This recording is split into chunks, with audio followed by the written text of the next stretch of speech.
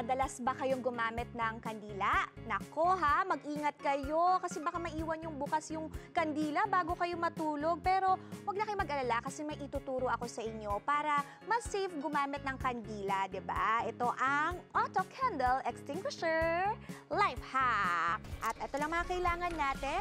Meron tayo ditong partible, maliit na lyanera, may flyers din tayo dito. May manipis tayo ditong stainless steel plate.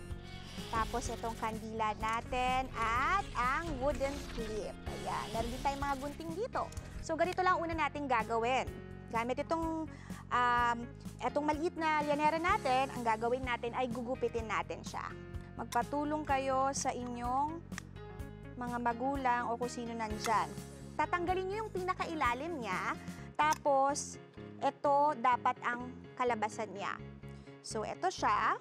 Pagkatapos, pagkakabitin natin ngayon. Okay. So, meron tayong maliit na stainless steel plate dito. Ang gagawin natin dyan ay gugupitin lang din natin yung gilid. Ganito yung magiging itsura niya.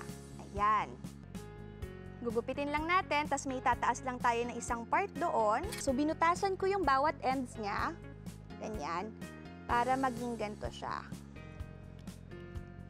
Yan, parehas sila may butas. Tapos ito ngayon yung lalagyan natin ng safety pin.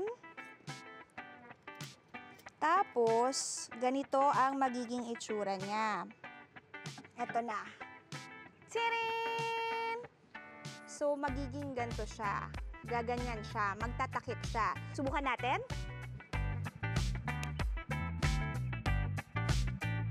Oh! Ang galing nito ah! O diba, sabi ko sa inyo eh. I got you guys. Ayan na.